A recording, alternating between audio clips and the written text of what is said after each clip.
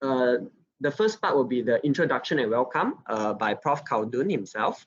And then after that, the first presentation will be from myself and from Zasha. We will be presenting on the initial management of snake bites. And then presentation 2 will be from our guest speaker, Prof. Dr. Indranil Das. He will be presenting on issues in snake identification, as well as he will be introducing us to the 10th World Congress Herpetology. Okay. As a host of the CME, the program advisor will be delivering a welcome speech. But before we begin, allow me to read some short of his bio. So the first thing, introduction and welcome. He is a senior consultant at Department of Emergency Medicine, Faculty of Medicine at Hospital Kebangsaan Malaysia, and also known as the Hospital Chancellor Tuan Pumukus Kuala Lumpur. He is also a visiting scholar at Graduate School of Medicine, Tohoku University, Sandar, Japan, honorary consultant at National Poison Center, University of Science Malaysia, expert resources Malaysian Biodiversity Information System, Ministry of Energy and Natural Resources, and also a member of WHO Global Roster of Expert and Technical Advisory Group on the Prevention and Control of Snakebite Environment. He is a founding advisor of Remote Endomination Consultancy Service RECS Asia, the Clinical Toxinology Special Interest Group of a College of Emergency Physicians, and the Asian Marine Animal and Snakes Environment Poisoning Management. He is also an advisor of Malaysian Society of Toxinology and Philippine Toxinology Society, a life member of International Society of Toxinology, a member of Asian Pacific Association of Medical Toxinology, APAMT, and Japanese Society of Clinical and Anatomical Toxinology. He holds the authorship of several research and also academic publication in the related area of interest. Ladies and gentlemen, please welcome Professor Madya Dr. Ahmad Khaldun to give a warm speech. Thank you. Thank you. Thank you, Prof. Khaldun, and for your welcoming speech. So without further delay, let's start our first topic presentation for today. Initial management of snake bites will be done by myself and Zasha. So I'll let Zasha take over first. All right, let's start with our first presentation on initial management of snake bite. So before that, let me show you guys the data from a TPG, shows from a number of snake bite cases from states of 2010 and 2014.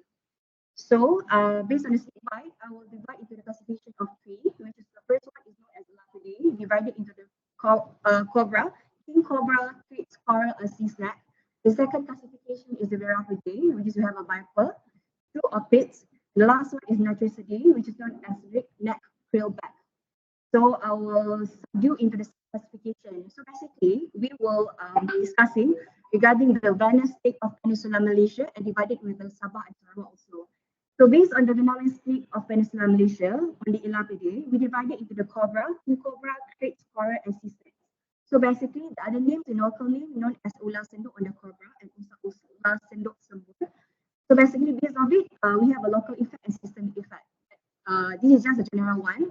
Later, I will go through more detail with you guys. If you guys want to know more detail to get to know what is the identification and classification, to get through more, you guys can open the CPT to have a more understanding of the classification of it. So the next one is king cobra. We have ular tedong selar. We have a crepe, ular katang tebong, and ular katang kelapa merah. So the next, the fourth one is a coral, and the last one is sea snake. So basically, when we divide it into the Elapidae and the Corallidae, Cotylidae, the differences is based on the local effect and also systemic effect. So if you can see for the Elapidae, the systemic effect is involving the paralysis, local necrosis with or without paralysis. It's also involving with the rhabdomyolysis. Right? If you can look through for the pits one, the systemic effect is involving with a calcium coagulopathy, thrombocytopenia, and some of the snake bite doesn't have any coagulopathy. So that's some of the cases now. And if you guys want to see the pictures, you can look through the right side, the pictures of some of the classification of the snakes. The next one, we go toward the venomous snake of a Sabah Sarawak. For Elapidae, we still have a cobra, crepes, coral, and sea snake. So we have the same, for Elapidae, for cobra, we have ular sendok. Crepes, we have ular tedong, ular katang tebong. For the coral, also we have ular katang kelapa merah. So the local side effect, Same thing, we have trainee, pain, local necrosis or without paralysis. And we have a pain, swelling, tissue damage, and some of it may have a none of local effect or they have a very minimal local effect. Systemic effect, same as the previous from the peninsula, we have a local necrosis with or without paralysis. It also can be involving with the cardiac arrhythmia, or it can have a rhabdomyolysis, which is can cause a renal failure, or it can cause hyperkalemia. For the venous pit vycosis of Sabah Sarawak, with trainee, it's have a systemic effect also for the other three types of subclassification. Systemic effect involving a consumption of lopatine thrombocytopenia, and some of it does have a coagulopathy. Later, I will show you guys how for you guys to understand the certain types of identification of NICs will have a different types of symptoms, signs and symptoms. All right. The next one, this is the last one. The next one is an NCCD, which is this is the most identification that we can find in Malaysia is the keelback snake, which does not cause significant harm to the human. The species can be identified in Malaysia, which is known as the red neck keelback, which another name is Rhabdophis miniatus. It can significantly cause a coagulopathy. And the next one is just a non-dangerous take from the CPG if you guys wanted to look through. This is the main topic that we're going to discuss today, the clinical features. So basically, the clinical features that we look through is basically the general features. For the clinically, we can see as a normal clinical features, nausea, vomiting, abnormal pain, also weakness. It's also involving with the cardiovascular, which is involving with fainting, collapse, stroke, and some of the patient may have a hypotensive, some of the patient may have a arrhythmia, and severe thing, they will have a pulmonary edema. And it's also involving with the clotting disorder, which is some of the patient may have a prolonged bleeding at the beaten site, or it can cause the site of venipuncture, or some of the patient may have a petechial rashes. And they also involving with neurological, for example, descending type of paralysis, they may have an early sign of ptosis, and they may have a paralysis or external ophthalmoplegia, paralysis of facial muscle, and some of the patient may have a generalized thoracic paralysis. The organ that are involving also, they might have a musculoskeletal, also renal organ. For a musculoskeletal, the some of the patient who get been bites by of a snake, they might have a stiffness of the muscle, and some of the urine they have a dark color of urine or oliguria. So this is the picture. If you guys can look through to get the have the whole idea, and some of maybe you guys are like me in medical school. I always remember to have a short time in examination. I always remember the picture, so that I can look through and long-term memory for me to understand more. So next, this is the thing that I think from written by our Professor Madam, Dr. Ahmad Khaldun, which is the one is you guys can find in the McGraw-Hill 3rd edition. For me, is really important. Why I make this one is really important for me, because the first thing, if you guys want to know what type of classification that we bites to the patient, we have to know, is it a cobra? Is it a king cobra? Is it a crate? Is it a coral? If the traits, what types of antivenom we should give to the patient? If cobra, what types of the antivenom we should give the patient to save the patient, right? So if the patient are coming in with a severe pain at the bite area, or they have coming with the percussion swelling, or they coming with the tissue necrosis of blister. So what's the thing that you guys can come out in your mind? Is it a cobra or king cobra? Is it a pit viper? So the crate, coral, and creamback, you can escalate the things that you guys can be coming up for summarization of diagnosis, right? So you guys understand what I try to explain, yeah? Right? So that's the thing that coming up. There's a thing summarization that is easier for you guys to memorize, because there's a lot of identification, and some of us make a false diagnosis for the what type of identification for the patient, what type of the snake that been bites the patient. And then if you guys give a wrong diagnosis or what type of snake that given bites the patient, you guys will give a different antivenoms to the patient, and it might lead to the complication. So this is, for me, is really important lah. So the next one is a neurotoxic effect. If the patient comes with the ptosis, which is ptosis involving with the eye, the patient comes with the external ophthalmoplegia, the patient comes with the dilated pupils, and the patient maybe come with the broken neck sign, paralysis of the neck, flexor muscle. Patient come with the swallowing difficulty. So what's the thing that coming out on your mind? So it can be the differential diagnosis. The patient might be bites by cobra and king cobra. It can be because of a coral. It can be because of the cyst. So why I'm telling you guys this is very important, because from this slide or this table, you guys can know the first thing, what type of investigation, because some of the patient, as I explained just now, it can lead to coagulopathy. So coagulopathy was the thing that we have looked through, the bleeding tendency, right? So if the bleeding tendency, we have to take FVC every 6 hours. Later I'll show you guys what the investigation that we should monitor for a serial investigation. So that's the thing that I will focus on. So the next one, if patient are coming with a hematotoxic effect, they have a spontaneous bleeding from the wound, gum, nose, or skin. So what's the thing that coming out on your mind? So it can be linked to the pit viper stick, or it can be linked to cure. So the other thing, cobra, king cobra, all can be excluded. All right. So another example, if the patient coming with the rhabdomyolysis, which is coming with the geriatric muscle pain, tenderness, tenesmus, myoglobinuria. So the only thing that coming out of your mind, the only snakes that visited the patient is sea snakes. So the sea snake doesn't include the coagulopathy. So you guys doesn't have to take MVC every 6 hourly.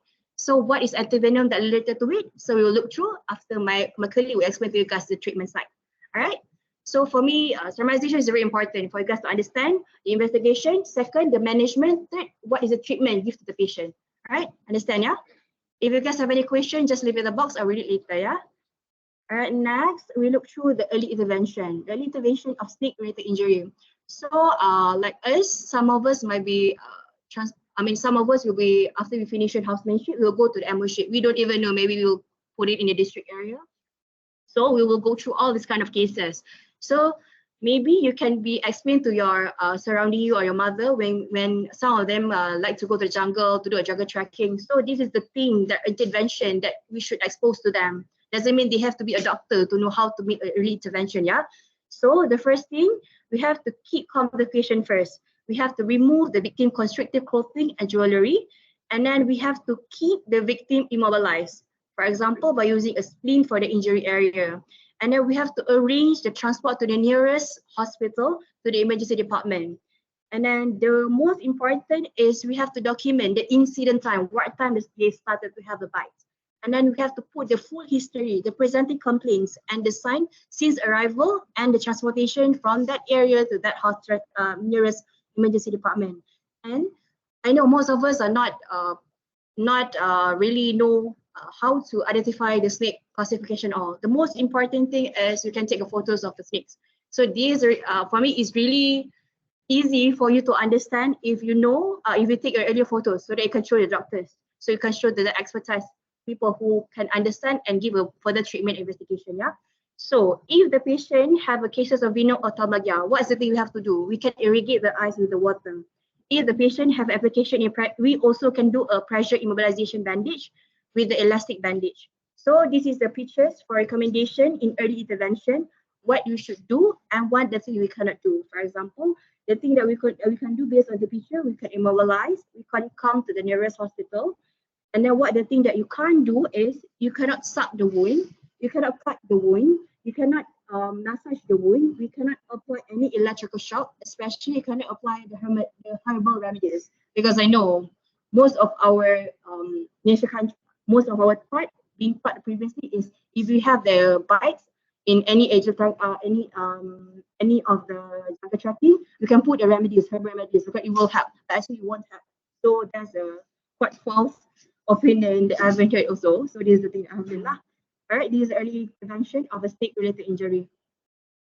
So the management in emergency department. So this is the thing that we should know whether we should put in the critical or red zone area, or we should put in critical or yellow zone area. So if the patient are coming in with a systematic unaltered envenomation, so we should put the patient in the red zone. If the patient coming in with asymptomatic, so we just monitor the patient in the yellow zone. As usual, when the patient comes to the ED, the first thing we have to think is to identify whether it's involving with the life-threatening condition or not. A, B, C, D, E, which is airway pattern, the breathing effect, whether they have a good or poor respiratory, involving the circulation or disability of the nervous system, whether the conscious level to check for the muscle weakness, and exposure and environmental control. The next, this is the clinical assessment. As usual, check the vital sign of patient, the blood pressure, the pulse rate, respiratory rate, the SpO2 of patient, the pain score, and the temperature. We also have to check the bite site examination. We look for the puncture. We look if there is any swelling. We look if there is any inflammation or bruising or blistering. And then we initiate the RPP measurement later. My friend will explain detail about the RPP measurement, yeah. And then we look through for the drainage lymph nodes, whether when we palpate, is it they feel tender or they have any enlargement. And then we look through for the systemic sign, whether they have any general sign, nausea, vomiting, whether they're involved in neurotoxic effect.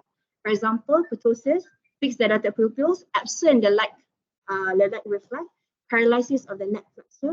If the patient coming with a cranial nerve palsy, or they might have a regurgitation. And then you look through of a coagulopathy in view of hematotoxic effect. For example, the patient coming with a coagulopathy or any evidence of bleeding. And then we look through for the rhabdomyolysis. For example, patient presenting with a generous muscle pain, also tenderness, and patient have, when we take blood investigation, there shows any risk of elevated of CK level. And also when the patient, we take the RP, renal profile, they're showing there's rises of the creatinine and urea. And also we check for the, we take use our renal profile, they shows any slightly increases of the hyperkalemia. So the next one, this investigation that we look through. The laboratory investigation during the first 48 hours of post-snake bites. This is the one that I explained to you guys. When you guys know the identification of the snake, for example, we know the patient are being bites by the pit viper. So pit viper, what's the thing that you guys should look through? You guys just have to take ABC every 6 hourly. You guys have to take the coag every 6 hourly because of coagulopathy, bleeding tendency. So you guys have to take for the renal profile, just take for the baseline because it doesn't relate with any kidney or any kidney problem. And then for liver function, just take for the baseline. And also eudymal, if there is a presence of coagulopathy, then we should take a dimer of fibroadenine level. This is how very important for you to understand and to classify which type of the snake been bites to the patient. So as I see just now, this type of table is really important. First, for you to understand what type of snake you've been bite. Second, after you know what type of snake been bites to the patient, second, what type of investigation you guys should take. Either you guys should take every 6 hourly, or you guys should take just the baseline one time, which is take OD one time, and tomorrow just take for another time, because you guys don't have to take for 6 hourly. Or is it you guys have to take just for the baseline itself. So first, you guys classify. Second, you guys have to know the investigation. The third, we will involving with the management side. What type of antivenom we should use for the coral, for the cobra, for the sea snake, what type of antivenom that should put to the patient to save the patient for the severe condition, yeah? So next, I will go to the general management. General management is the same thing. Is we have to mobilize the beaten limb, examining the beaten site, position affected the limb in natural position at the same level of the heart. If the patient in respiratory distress or paralysis, as usual, we do the giving the supplement oxygen, or we could do the endotracheal intubation or ventilation. And if the patient are in pain, we have to provide adequate pain reliever or sedation. And as usual, give the anti-tetanus as the MHO require. And then if the patient involved with the pit viper, avoid to use the injection as it can cause a hematoma due to coagulopathy. And if the patient have the venom ophthalmia, we should try to irrigate the eyes with the normal saline. All right. The supporting management, if the patient doesn't claim with any anaphylactic or any allergic reaction, you guys don't have to give any hydrocortisone or antihistamine because it will give the inaccurate neurological assessment. Yeah. So if the patient coming with the local tissue necrosis or intensive tissue injury or damage, then antibiotic is the one that you should give to the patient. Yeah. So the next one, we proceed with antivenom therapy, which will be explained by my colleague Daryl. All right. So regarding the management of just the a simple explanation of what antivenom is. It's a polyclonal antibody raised against a specific snake venom. So it's manufactured by the serum of the host animal. What does this mean is the animal themselves are immunized with the venom. So means they are given the venom, then they develop the antibodies to the venom. So there is what we call monovalent, polyvalent. Mono means single, poly means many.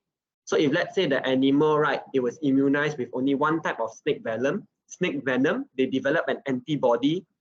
That the antibody used for the antivenom is called a monovalent antivenom. Whereas if let's say multiple snake venoms were being used to create that antivenom, we call it the polyvalent. So normally the first line is the monovalent, because the monovalent is more specific and it's more effective against the venom. Okay, so and the antivenoms are usually stored in a powder form or liquid form mainly because it's a longer shelf life and it's more stable under room temperature. Okay, we don't have antivenoms for all types of snakes in Malaysia. We only have, usually antivenoms are only created for those that cause significant public health problems, or those that the venom, the severity of the envenoming, it can cause severe symptoms okay, severe symptoms, life-threatening, and then or the frequency of that particular species is very common. So that's why we need an antivenom for those snakes. Okay, next. So just now, my colleague Zasha, she actually presented all the clinical signs and symptoms. What she's actually presenting to you is a symptomic presentation of envenoming. Okay, so antivenom therapy is indicated and the only proven therapy for snake bite envenoming syndrome. So what she presented, all the clinical symptoms are signs of systematic envenoming. Next. So as she mentioned already, so that can be hemostatic abnormalities like your coagulopathy or thrombocytopenia, neurological problems such as your paralysis, your ptosis, she also mentioned, cardiovascular abnormalities, patient can go into shock, arrhythmias, cardiogenic shock, and then AKI. That's why she so specifically emphasized on RP every 6 hours, because it can affect the kidney and it can cause a rising of creatinine and urea. Why this happens also is because there is rhabdomyolysis occurring. So the body has to filter out all the creatinine. It's going to cause AKI also. That's why you are going to have your dark urine as mentioned also. So if you understand all the symptoms, you can understand why we are doing all the investigation, why we are looking for all these symptoms. Next. This one is more specific. This is the envenoming. It can affect systematically or it can affect a local area only. So imagine you have your hand now, gonna bitten at the thumb let's say at the thumb So that area, what is considered local envenoming is when there's a rapid swelling of that limb, and it's not only at that area, it starts spreading to more than half of that limb. So let's say your right upper limb bite at the thumb, so affecting more than half of your right upper limb Okay, and the swelling is rapidly extending, okay? And it's also associated with lymph node tenderness. So like your upper limb, the lymph node that is draining the upper limb, like your axillary nodes, that is going to be tender, okay? And what happens is, because the venom itself, actually, the venom itself promotes a release of inflammatory mediators. So that's why it starts to become swollen, edematous, bruising, blistering occurs. So before dulu, a lot of unnecessary fasciotomy was done for patients about the presentation mimics a compartment syndrome. So it's like you do a fasciotomy, but this is not compartment syndrome, it's actually envenoming. So it's unnecessary for the patient. But there are ways to differentiate whether or not this is envenoming or this is compartment syndrome. I'm going to talk about it also. I'm going to show you a video later. Next. Okay, so when we are monitoring local envenoming, there's something important you all need to know, which is called the rate of proximal progression. So meaning you are bitten at your thumb, which is the distal area. So how fast is the venom spreading up to the proximal of the limbs, okay? So it means you bit at the thumb, how fast it's spreading. So the rate of the proximal progression. So how we measure this is, as you all can see the photo, there's a lot of tape, right? Actually, so means let's say the patient comes, they bitten at the thumb here, somewhere here, okay? So, and then they already come, there's already swelling and inflammation up to this area. So that's why Zasha was saying the timing is so important. You need to know what time bitten. So you label with a microphone, then you write the time. So at this moment at 8 o'clock at presentation, the spread is until the 8 o'clock region only. Spread is until the 8 o'clock region here. Then after that, you determine a time period of when you want to measure again. It can be 1 hour, 2 hour, 4 hour. So as for this patient, you can see the spread after 4 hours is this much. So you will measure the distance between the 8 o'clock and the 12 o'clock, and then over how many hours. So means you will know how many cm is being spread over that hour, how fast is the envenoming occurring, the spread. Okay, and then there's also a pain score progression, lymph node draining of the bitten site. That's why, as I said, because it's draining that limb, so it's going to be tender. So you also have to know that. And then progression of the local tissue injury. So if not treated properly, from blister bruising can become necrosis, then bye-bye limb. Okay. So simply speaking, when you're measuring, you're identifying the swollen part. Other than palpating, you can use the ultrasound machine to actually look for the cobblestone appearance. That's how you find your margin of normal tissue and abnormal. If you don't have ultrasound, then you base on your palpation, no choice. Okay.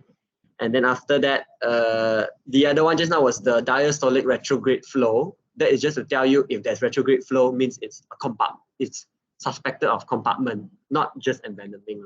Okay, that's the post criteria. So antivenom, there's 8 available antivenoms. CPG has a few from other countries like Australia and Japan, but the ones we are mainly using are all from Thailand. Yeah, so mainly are from Thailand. Why so specifically from Thailand? Because the snake species in Thailand and Malaysia species are closely related. So the venom they produce and the antivenom against the venoms are effective.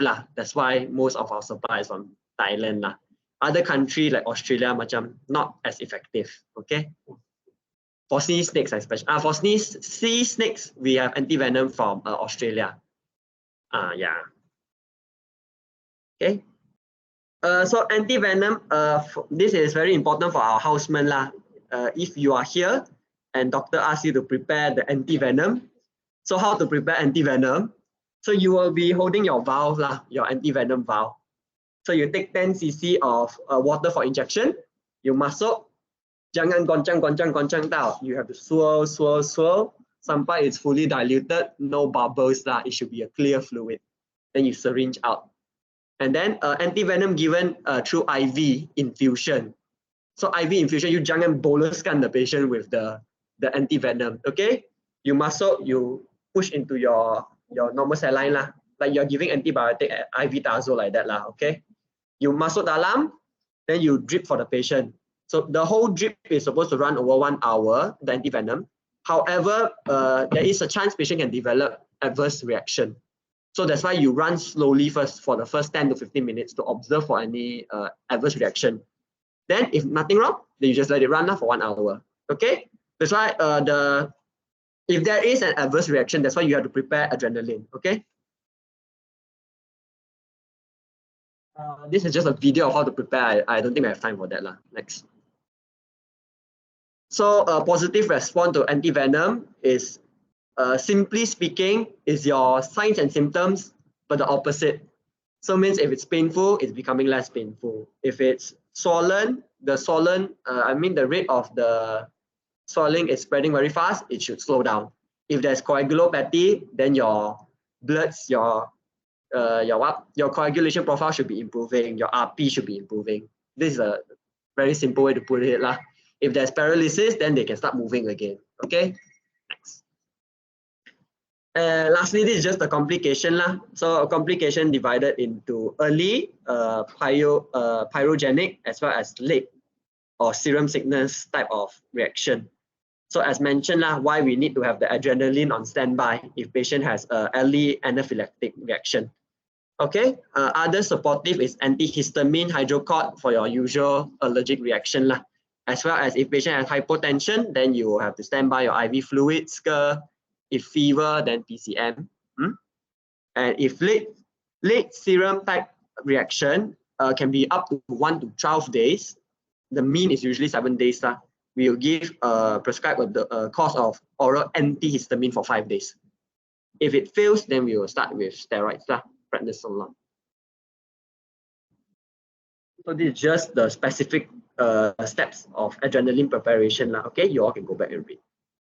Next. So last and finally, disposition. Who needs to be admitted? Who can be discharged? Those that are having signs of local or systemic envenoming will need to be admitted or for further observation. And those that are bitten by venomous snakes will require a longer observation. Those that with unidentified snake bite or the animal bites. Who can be discharged? Those that you can positively identify the exact non-venomous snake species by a trained expert. Okay, so not by us, by Prof. Okay, and if clinical condition is improving and you are having the expected signs and symptoms, so this kind of patient after a certain period of monitoring can be discharged. Okay. Bite did not cause any significant tissue injury, so means there's no significant local envenoming occurring. Okay, done. Next. But before that, let me read some CV from our special guest. Dr. Indranathan is a professor at Institute of Biodiversity and Environmental Conservation, University Malaysia Sarawak. He received his doctorate from University of Oxford and was a Fulbright Fellow at Harvard University. Professor Das was a research interest include the systemic hepatology, conservative biology, paleontology, and also history of natural history. He served as the chair of the 10th World Congress of Hepatology, which will be held in Kuching, Sarawak in August next year, 2024. So, Prof. Dr. Indranathan, the floor is yours. So I will talk about two different things. One is the backstory of snake identification. Sometimes assumed to be very easy, and you send a picture, you have a name, and immediately you set about your job. What's the backstory is a bit interesting. Maybe it is worth being a lifelong learner. A famous toxinologist once scolded me particularly, saying, "Why don't you guys sit down and form a name and that's it? And why do you keep on changing names?" So I think that is a very wrong thing to say, because most of biodiversity is unknown in the world. 30 million species exist. Only 2 million, less than 2 million have names. When you release names like king cobra and spitting cobra, very often they don't refer to one biological species, they refer to potentially many species which have not been named, described. So I'll give you some examples, and hopefully you'll appreciate that some of the names and therefore the treatment is kind of tentative. We are far from perfect, and we are still experimenting. So my first talk therefore is on snake identification as relevant to snake bite management in this country. And of course there are issues here in Peninsula and in insular Southeast Asia, specifically Borneo, where potentially different species inhabit. As Darryl correctly said, most of the antivenom serum is from Thailand. This is for reasons of history, logistics, and finance. It takes billions of dollars to start this industry, and many people have tried and failed. But the Thai king have committed that they will fund the Thai Red Cross, whether it runs at a financial loss or not, which is why we are fortunate to get antivenom serum raised in Thailand. By the way, it's developed on horses and in some country on sheep. So land snake antivenom come from Thailand, whereas marine snake antivenom comes from Australia. Strangely, almost none of the species from here are in Australia. So they are being raised from totally different species of snakes, except for sea crates. So with these few words, I just like to start my presentation, but it's not moving. Yeah, okay, gotcha. Press it hard. So why do we need a precise identification? Obvious to you is it's associated with better medical treatment, but also spin-off, as Associate Professor Khaldun knows. Increasing knowledge is a good thing of the snake itself. It also expands knowledge of their activity, abundance, and distribution. And this knowledge is also useful for predicting where snake bites of what species are going to happen.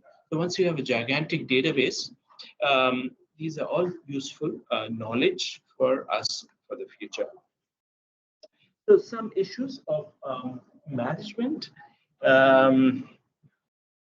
We've had some very funny misclassifications. Some earthworms, fish, limbless lizards, caecilians, these have all been identified as snakes. Bites from legless lizards are very common in Europe. And they, of course, kill the poor lizard and take it to the hospital. Or even eels are sometimes mistaken for snakes. But as for images, we say we can identify from a picture. Not always. We need diagnostic pictures of images. What's descriptive versus diagnostic? We know this from medical, but some terminologies are different in taxonomy. We need characteristics that are unique to that species, and almost never culinary. Never. We get this because people beat the snake into a bloody pulp. We normally get a snake without a head, or it's been beaten so bad you wonder, if it's a snake at all. So these are some challenges, and yet misidentification potentially is very, very dangerous for treatment. So sorry. So these are the reasons: poor imagery, and no indication of these diagnostic characters. We need these characters to reliably identify, but most patients, of course, understandably have a dead, beaten up snake, or even if the snake is alive, they're scared to go close because it may lead to a second bite. Also, equally important, there are very few reliable. Now we have one, but of course we keep on updating. In the short 5 years, there's been 3 additions, and we have more corrections in the future. So this is relevant worldwide, especially Africa, where I work a little bit. South America, Asia, like South Asia, even Eastern Asia, there are very few reliable books for identification. Taxonomic training is on the decrease. It's not important. When we were young, there were taxonomists. Now we've cleaned all the taxonomists, and we want people who can make us nice inventions that earn money for the government. So, and also taxonomists like to sit at the table and peer through a microscope. So that profession is gone. No one wants to do it. And now students want to do boring things. Convergence and mimicry. I don't want to talk about this, but there are a lot of non-venomous snakes that look like venomous snakes, and vice versa. The reasons are ecological. I can go on this. It's a particular favorite topic of mine. Why it happens? Non-venomous snakes take refuge in looking like a venomous snake. This is one simple explanation, but the reverse also happens. Venomous animals, dangerous animals, try to look non-dangerous, harmless. Like there are some spiders that walk like ants, so they can be thought of being not dangerous, and then they pounce on the prey. So this kind of stuff happens. I will talk about that. But cryptic species, I want to say, a lot of similar species, a lot of different species look similar. Why? Why should they not? I mean, they didn't evolve for us to identify them. And many species are so similar that only a specialist can identify them using genetic techniques, other techniques. And therefore, this causes problems in identification. And sometimes it leads to erroneous diagnosis and treatment. So these are some major issues we deal with. The first one is bad pictures. So this can't be helped, but over time we get skillful. Now, maybe from small bits of the snake, or even if it's beaten up, he can identify most of the species, except the extremely rare ones are still difficult. But familiarity, expertise develops with training. Yeah, so sometimes we have a group, and I deleted the rude exchanges, but mostly we are good boys. We discuss and identifications of some species are very straightforward, but also apart from IDs, we are developing this geographical database. We know what species is biting who, where, and what time, and these are all very important to understand, both phenology and distributions. So how do we identify? Normally, the typical way is to open a book. This picture, this one. So we call it shoehorning. It's a non-scientific technique. So a more scientific technique is called using a dichotomous key, as we know. Keys are used for all these purposes, and for animals and plants, they're very, very useful. At every juncture, you have two options to choose. So these are some books for identification. I'm very proud to say I wrote the middle one, reptiles, but it needs an update. The update will be twice the size. So these are some traditional techniques, field guides. You'd be surprised to know that James Bond was a real person. When Ian Fleming wanted the boring name of a spy, he was a bird watcher. So this book was on his desk, Birds of the West Indies. So he used this name for the famous spy, James Bond. But in real life, he didn't look as dashing. Here is what we normally do, but it's a bad practice. We call it shoehorning. You have 10 snakes, you have one snake, we try to match the closest. But what if that species is not really included in the book? Because there's a big time lag between publication and the time the book is out in the market and the time it's written. So better than this would be using a key. So relevant to Borneo are these two books. For Peninsula, there are a couple of books, but I'm not very sure. Tom Carlton has one, right, for Peninsula Malaysia. Yeah, I haven't used that a lot. But yeah, these would be good to have a library. But for a taxonomy, it's very important to have very good knowledge of animal morphology. Again, we don't teach this anymore in universities in this country. And this technique is being lost. So very, very important to understand, because these form the basis of scientific identification of species. Knowing scale counts are not good enough to know a species based on overall coloration of form, but a technical identification is based on all these observations and scale counts. So it takes a long time to process snakes, counting scales and understanding variation, because cryptic species differ in just a few scale counts. So how do you use a key, dichotomous key, two options only at every step. You have this or that. So eventually you land up with the ID of the snake. But the issues include this geographical variation, ontogenetic variation, or sometimes the snake is so poorly known that it's not in the literature. It's not well described in the literature. There's also the issue of poor photos, dark pictures, poor magnification, maybe there's yellow light or white light. these two groups would produce different colored snakes. So these are some issues. Some people don't understand the language. Some don't understand technical terms, so they are totally off, make wrong IDs.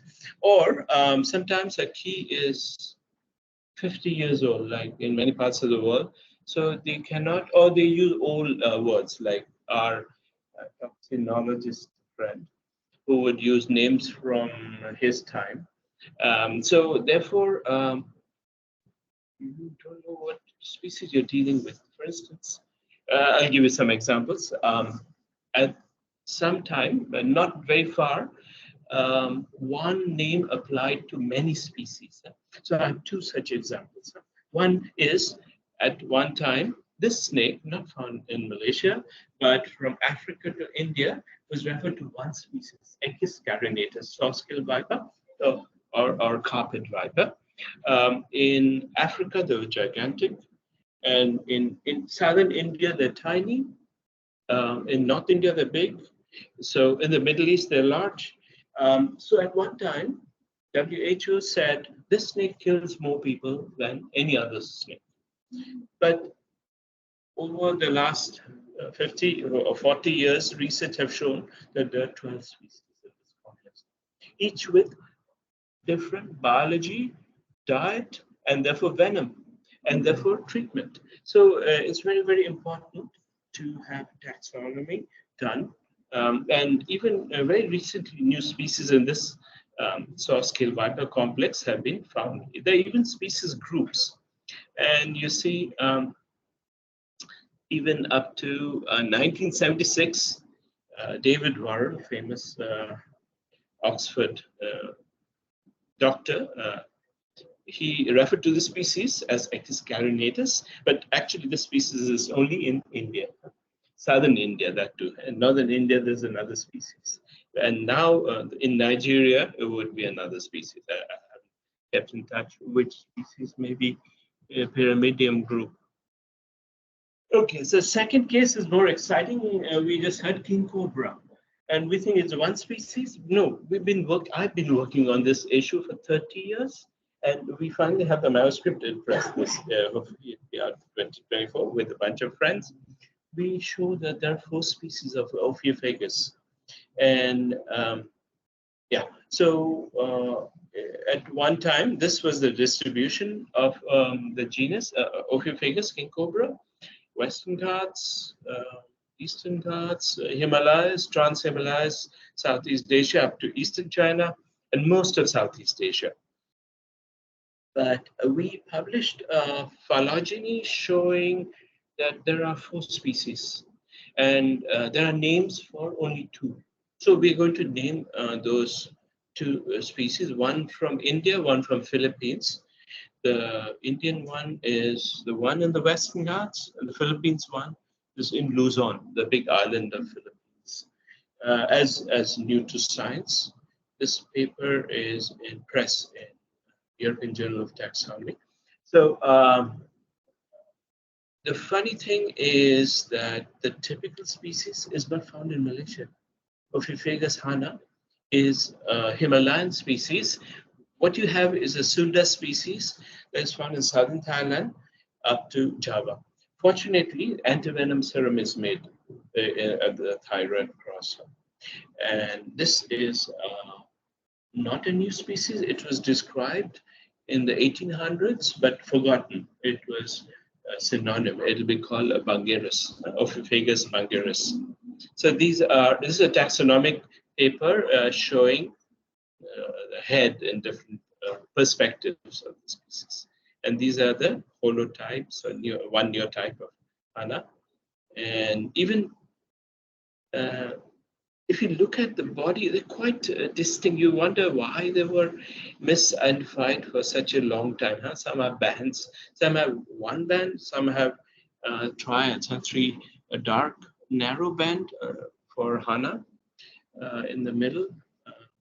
So these are quite distinct animals, and there's already some literature showing differences in their venom. So these would be the differences of the distribution. And the interesting thing is, from a conservation standpoint, it was considered, because of its vast distribution, a common species. But if you divide the range into smaller units, many species would now turn out as critically endangered, especially the Western Ghats population, the Luzon population. They'll be all endangered or critically endangered, and there's no information on their life history, and there's no protection for them. So these are very interesting discoveries, and the consequences are also very widespread. So with this, I end this very short presentation. My intention was to show you that science is moving onwards. We cannot stop learning, and we have to always keep in touch with what's going on and update ourselves. Otherwise, we'll be like the old toxinological professor, stuck to the old ways and resisting everything new. Thank you. Yes, very short, yeah, and sweet, I hope. Okay, but before we go to the next one, can we just maybe Prof, you can answer one question here. Sure. This is a question from Dr. Vincent Teo, our good friend from UM. He had the two questions. During the first presentation, Trimeresurus venustus was listed under the chart or figure of venomous pit viper snakes of Sabah and Sarawak. Is this a new case? Because I have not heard about the presence of venustus in Borneo. Can you clarify? So far, we have not found any Trimeresurus venustus outside of Langkawi. Even the one that some people were saying they found it somewhere south of Thailand, close to the border, and even in Perlis and Kedah. But the recent papers from Thailand found a new species of Trimeresurus in that area. So whether that last time it was thought it was Viroti, but they found that there's a new species of Trimeresurus, and whether that one is related to the one in Langkawi or not, we are not sure. So we still do not know the genetic makeup of the specimen that was claimed. It's fine. Yeah. Anyway, so it's not in Borneo, right? No. So there was a miss, there's a typo. Okay. So question number 2, subsequently, the red feedback, which is the Rhabdophis subminiatus, was also listed, and photo was shown. May I know where in Malaysia was the case recorded? So, no, the Rhabdophis subminiatus is also in Peninsular Malaysia. But have you found anything in Borneo? It's not in Borneo. Not in Borneo. So it's already only in Peninsular Malaysia. So far, cases of Rhabdophis bite in Malaysia is very rare. I think so far we probably recorded 1 or 2 cases. I can't remember more than 3. But yeah, Rhabdophis subminiatus. But all the cases that we had was rather mild, without any sequelae of coagulopathy. Very different from the Rhabdophis subminiatus cases that our friends in Laos, in Vietnam, in Indonesia, they all proceed to go into very severe coagulopathy, meaning bleeding disorder. And there were cases of death from bleeding as well, from Rhabdophis subminiatus. And there's no specific antivenom for the Rhabdophis species that we have here. The only one that has already evolved in terms of producing antivenom is in Japan. But they don't produce it for the Rhabdophis subminiatus. They produce it for their own species, the Rhabdophis tigrinus or Yamakagashi in Japan, and they stopped already producing the antivenom for a long time. But they still keep the one that they have made, and every year they test it, and they found it to be ineffective, even though it's already expired. Okay, so they still keep it just in case somebody gets bitten and they need antivenom, they can still use the expired antivenom. Okay, so they don't send it to us. They think that there is some cross neutralization between the venom and the antivenom of Yamakagashi with the venom of Rhabdophis subminiatus. We so far we only have a few vials of this Rhabdophis tigrinus antivenom in Laos. Okay, but we have not used it yet for the Rhabdophis subminiatus species here. My second presentation is about the World Congress of Herpetology. It's a big meeting of the world's herpetologists held around every 4 years. It's by continental rotation. So this was supposed to be Germany's chance to host next year. But we gave such a good presentation that Germany had no chance. And they said, okay, we're going to give it to Malaysia again, because last time it was China's chance. But we showed our food, our culture, our everything. Not everything, but and the audience, the straw votes were strongly for Kuching, Sarawak. And we therefore got the right. This was in Dunedin, in New Zealand. We had a strong bid supported by Business Events Sarawak, Ministry of Tourism, and our university, UNIMAS, to host this event at the Borneo Convention Center, 5th to 9th August. I'm going to tell you some back and some inside story about the event and invite all of you to come. World Congress is a pretty big meeting. So thank you.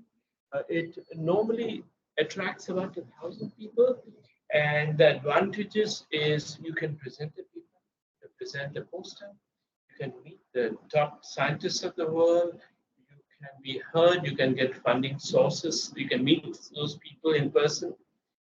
For me, I attended the first World Congress in 1989, and the good friends I made are collaborators now, 40 years later or so. And we help each other in many ways, such as in this Congress, but also in professional collaboration, cooperation, congresses, meetings, research papers, and so on. So it has benefited me professionally. So I wish that it would happen for all young scientists. So the World Congress, again, the dates 5th to 9th August 2024 to be held in Cochin at the Borneo Convention Center. The official host is University of Malaysia Sarawak and our Institute of Biodiversity.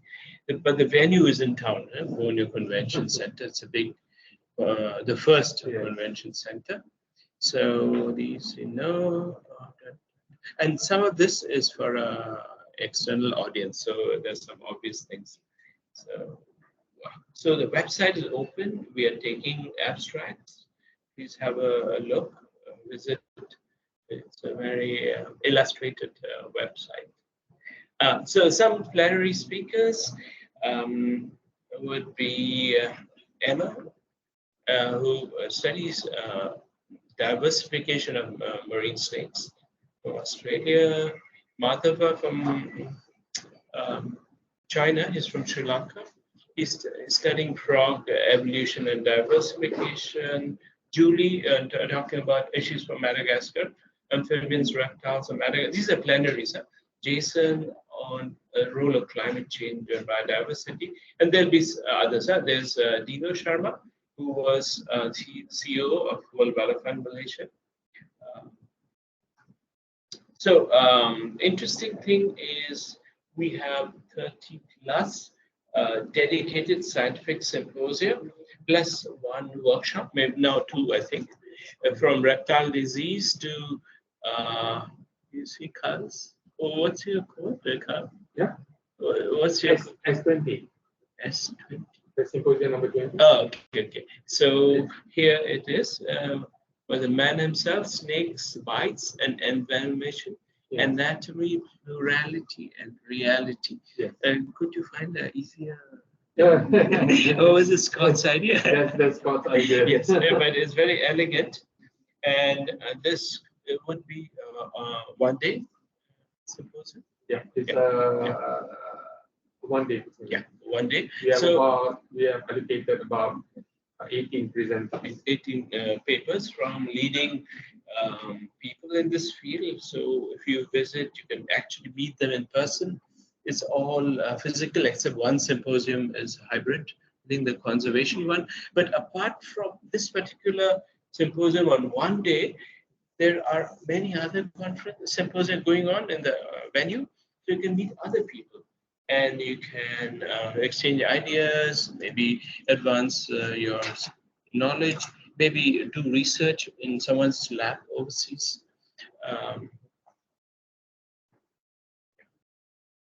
write papers. There's a workshop on paper writing. So, and of course, there are exciting field trips. You can see monkeys, orangutans, sea turtles. You can see frogs, crocodiles, rainbow toad. Yeah. So just some samples of species you can see, photograph.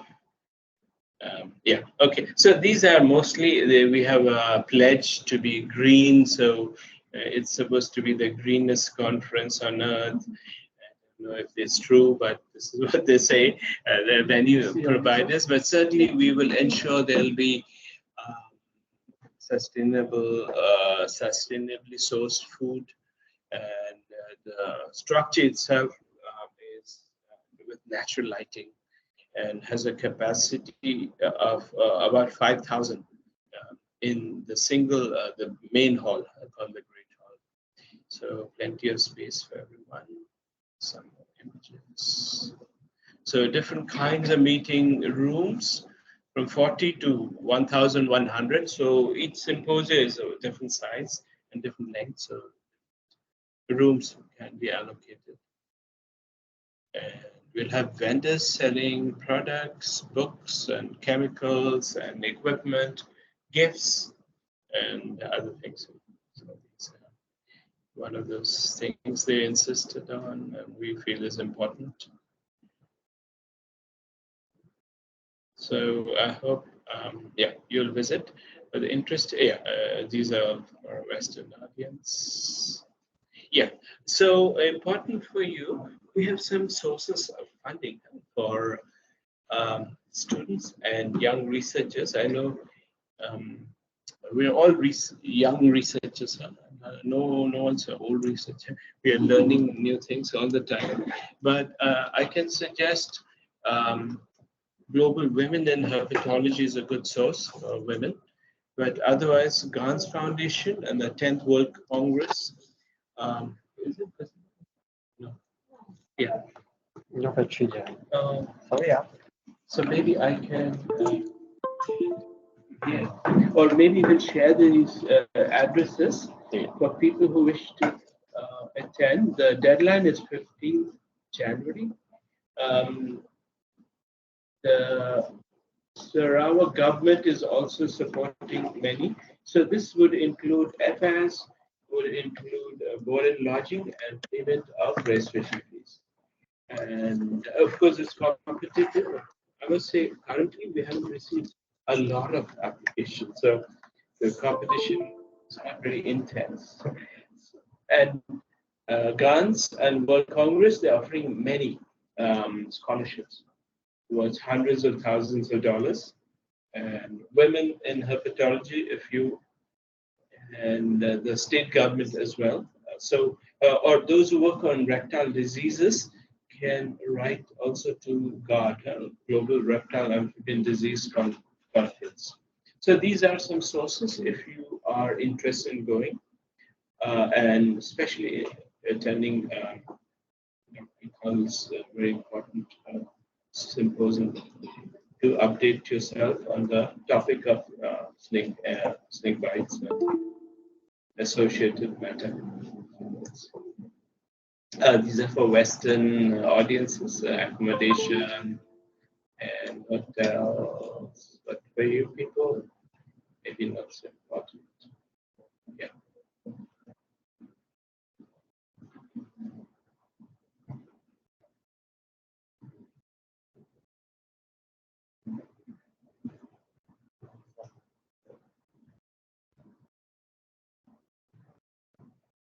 Yeah, that's very good.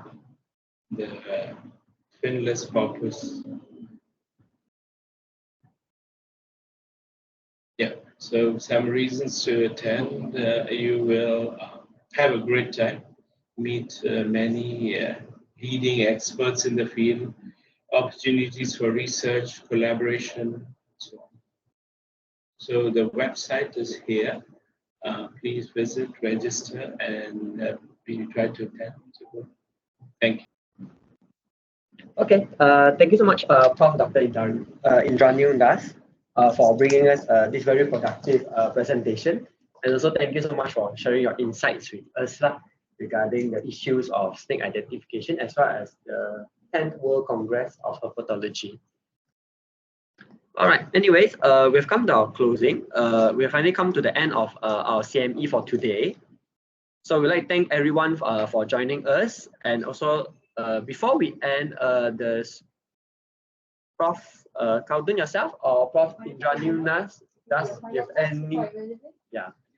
any final thoughts?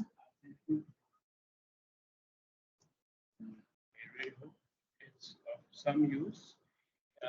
It's not just the topic in hand, but maybe attitude of being a learner all the life. I'm still learning. I am telling my students, I have a student also. And we all learn from each other. So yeah, we learn specific things, but also the attitude to keep on learning keeps us young and effective and open. Interdisciplinary. Yes, yes.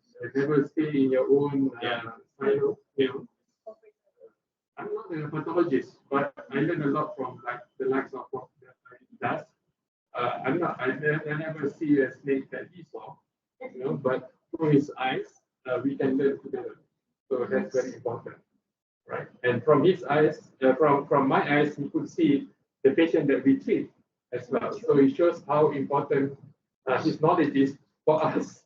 And you can see that their knowledge is also being put into what we call the practical use for us in saving life. Okay. So, yeah. Thank you. Thank you so much, Prof. Okay, thank you, everyone. Thank you everyone for coming today. So actually the last one, we have a certification for you guys to having a QR code for you to get the certification towards your online. All right, thank you everyone for coming today. I hope the things that we have learned will be beneficial for you guys, especially you guys in the medical field, how to treat a patient, how to identify the snakes, and how the management side, yeah. So thank you, Prof. Indranil Das, for joining us and for the thoughts. And also we have learned a lot from it. Thank you, Prof. Khaldun, for our program advisor. And then thank you everyone for coming, yeah. So hope to see you guys again for the next teaching session. Thank you.